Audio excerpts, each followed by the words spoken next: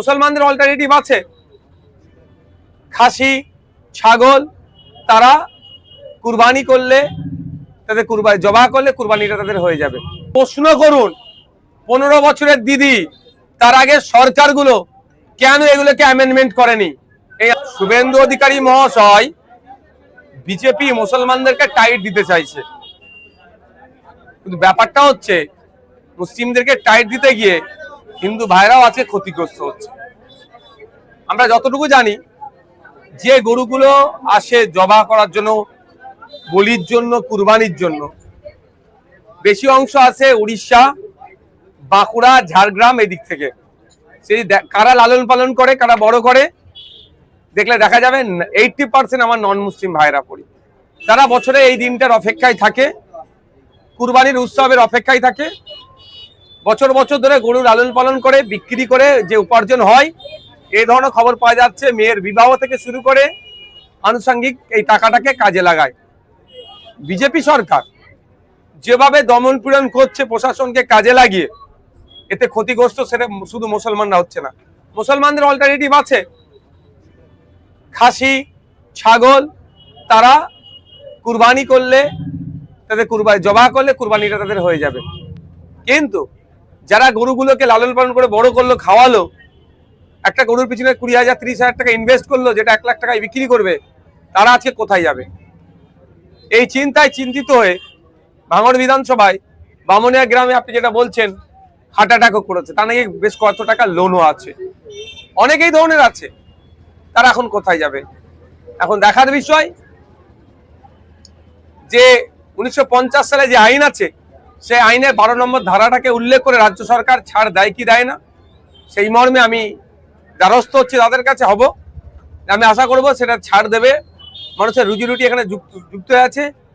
প্রায় 2 থেকে 250 কোটি টাকার একটা আরো উপরে হবে একটা বিজনেস, যার 70% কিন্তু কন্ট্রোল করতো আমার হিন্দু সমাজের ভাইরা।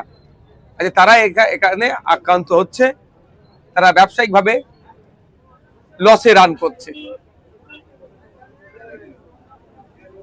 এই বিষয়ে আপনাকে নিয়ে যারা বিরোধী করে তারা বলছে বিধানসভায় আওয়াজ তুলছে না কেন, এদের জন্য কি বলবেন? ধরুন বিধানসভা রীতিনীতি কিছু আছে। যেদিন বিধানসভায় এগ্রিকালচার নিয়ে আলোচনার টাইম দেওয়া থাকবে, সেদিন নিশ্চিতভাবে লেদার কমপ্লেক্সের শ্রমিকদের নিয়ে আলোচনা করা যায় না, সেদিন এগ্রিকালচারে আলোচনা করতে হবে। যেদিনকে স্কুল এডুকেশন বা হায়ার এডুকেশনের উপর আলোচনার ডেট থাকবে, সেই দিনকে আমি মৎস্য চাষীদের নিয়ে আলোচনা করা যায় না।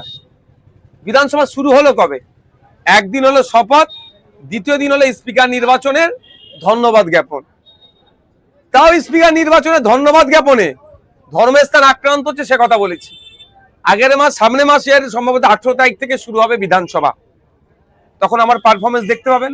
আর সব থেকে বড় কথা হচ্ছে লাইভ চলবে। আমার তো বিশাল সুবিধা হয়েছে, কার কতটা অসুবিধা হলো জানি না, আমার বিশাল সুবিধা হলো। আমি বিধানসভার মধ্যে গিয়ে কি বলি ভাঙড়ের মানুষের কথা, রাজ্যের মানুষের কথা, আর তাহলে এটা ডাইরেক্ট ভাঙড়ের মানুষ দেখবে, রাজ্যের মানুষ দেখবে।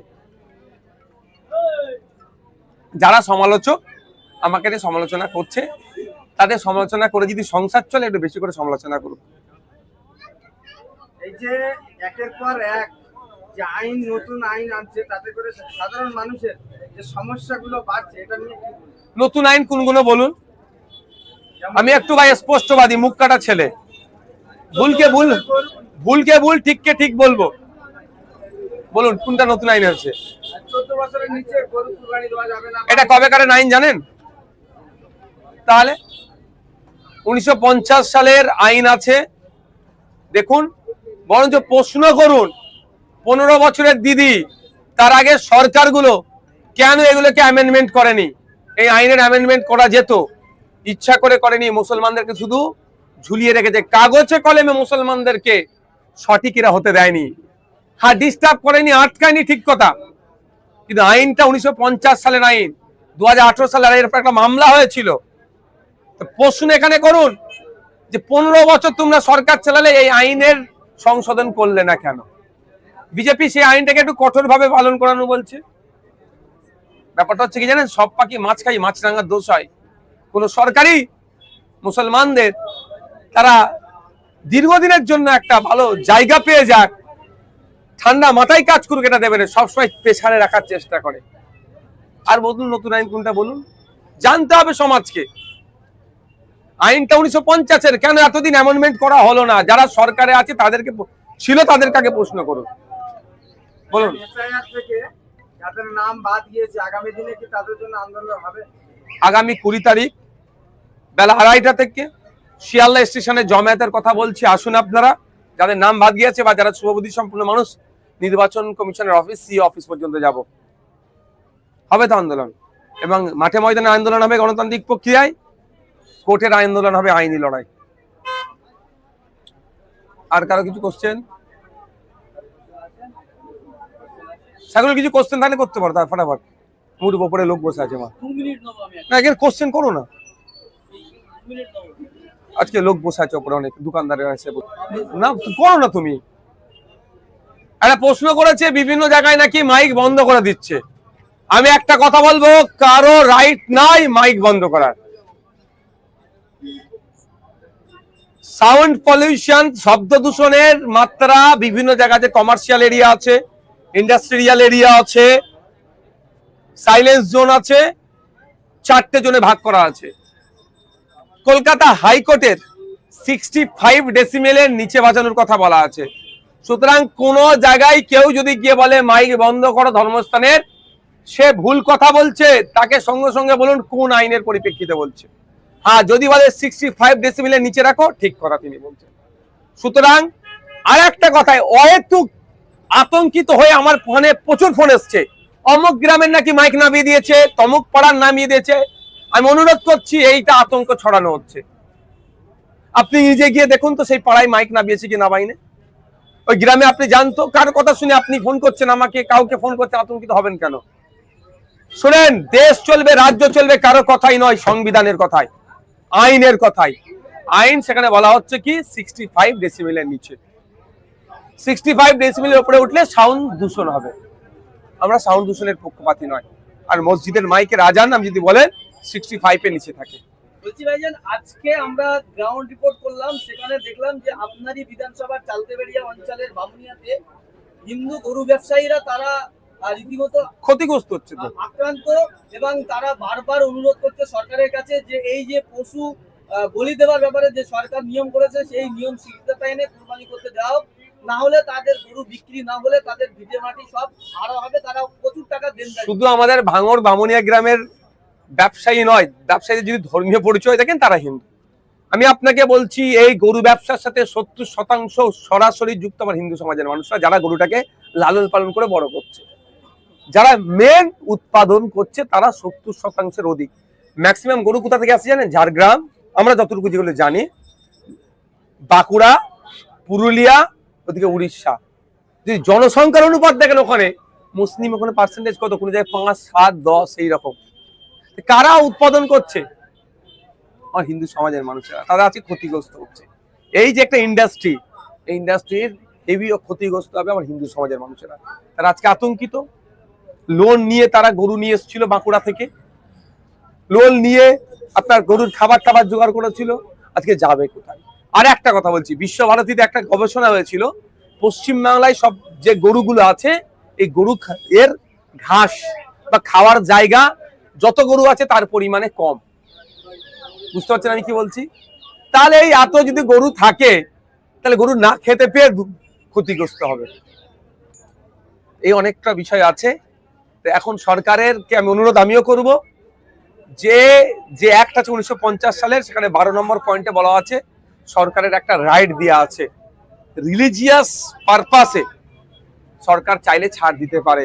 আমি সরকারের কাছে অনুরোধ করব, একদিকে যেমন হিন্দু ভাইরা ক্ষতিগ্রস্ত হচ্ছে, অপরদিকে মুসলমান ভাইদের যদি গরু কুরবানি না দেয়, তার পরিবর্তে অল্টারনেটিভ ব্যবস্থা আছে, যে পারবে না এরকম ব্যাপার নয়, তারপরেও যারা কিনে ফেলেছে বা যারা এখন কি করবে এই দ্বিধাগ্রস্তর মধ্যে আছে, তাদের কথা মাথায় রেখে 12 নম্বর সেকশনটাকে আপনি, আপনার ক্ষমতা আছে, সরকারের ক্ষমতা, সেটা দিয়ে আপনি সেটাকে এক্সারসাইজ করুন। এই আমার হিন্দু গরু ব্যবসায়ী থেকে শুরু করে মুসলিম যারা কুরবানি দিতে চাইছে আতঙ্কিত, তাদেরকে আতঙ্ক মুক্ত করুন। এই বিষয়টাকে নিয়ে বিধানসভায় কি উত্থাপন করবেন? ভাই, বিধানসভায় পরে হবে 18ই জুন, অবশ্য তখন চর্চা হবে, তার মধ্যে কুরবানি হয়ে যাবে। তারা তো শেষ পরিণতি মৃত্যুকে বেছে নিতে চাইছে, আর কোনো রাস্তা বলছে না। আমাদেরকে বিষ দাও, তাহলে আমাদের না, আমি ওটা বলবো না। আমি বারবার অনুরোধ করব যে ওই পথটা অবলম্বন করবেন না। নিশ্চিতভাবে সরকার, শুভেন্দু বাবু তো বলেছেন হিন্দু হিন্দু ভাই ভাই স্লোগান দেয়, অন্তত মুসলমানদের কথা বাদ দিয়ে হিন্দু ভাইদের কথা ভাবে এবারে ওই 12 নম্বর সেকশনটাকে ইউটিলাইজ করুন। আরেকটা বিষয়, আজকে পার্ক সার্কাসে দেখা গেল যে কিছু মানুষজন তারা আন্দোলন করছিলেন। তাদের দাবি ছিল যে যেভাবে সরকার বুলডোজার চালাচ্ছে বিভিন্ন জায়গায়, এই পশু কুরবানিতে যে কঠিন আইন নিয়ে এসছে, এই সমস্ত বিষয় নিয়ে তারা আন্দোলন করছিলেন। সেখানে পুলিশ মহিলাদের উপরে লাঠিচার্জ করেছে। দেখুন, প্রোটেস্ট আমার ডেমোক্রেটিক রাইট, আমি প্রোটেস্ট করবই। গণতন্ত্রের পরিসরে আমার এই রাইট আছে। নির্বিচারে শান্তিপূর্ণ প্রতিবাদ মিছিলে যে আক্রমণ হয়েছে, পুলিশি আক্রমণ, ধিক্কার নিন্দা জানাচ্ছি। তবে যেগুলো চালানোর চেষ্টা হচ্ছে, প্রশাসনকে কিন্তু জবাব দিতে হবে। পার্ক সার্কাস শুধু তাই নয়, তপসিয়াতে অবৈধ পন্থা অবলম্বন করে বুল্ডোজার চলেছিল, আইনি ধাক্কা খেয়েছে। পার্ক সার্কাসে যেটা হয়েছে, আইনি ধাক্কা আগামী দিনে খাবে। এই যে একটা সম্প্রদায়কে রীতিমতো টার্গেট করা হচ্ছে এই নতুন সরকার আসার পরে বিভিন্ন জায়গায়, যেখানে একেবারে মুসলিম নাম শুনলেই বা মুসলিমদের দেখলেই একটা তীর্যক ভাবে কাজ করছে প্রশাসন, এরকম অভিযোগ উঠছে।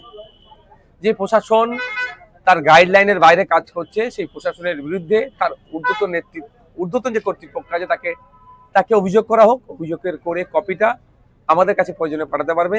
সেটা প্রশাসন যদি তার বিরুদ্ধে ডিপার্টমেন্টাল কোয়ারিজ না শুরু করে, আমরা সেখানে তার বিরুদ্ধে আইনত ব্যবস্থা নেব। আমরা ভুলে যাচ্ছি না, আবু সিদ্দিক হালদার প্রশাসনের মধ্যে থেকে তাকে পিটিয়ে মেরেছে যে পুলিশ অফিসার, তৃণমূলের আমলে কিন্তু তার বিচার হয়নি। আমরা আইনি লড়াই করছি।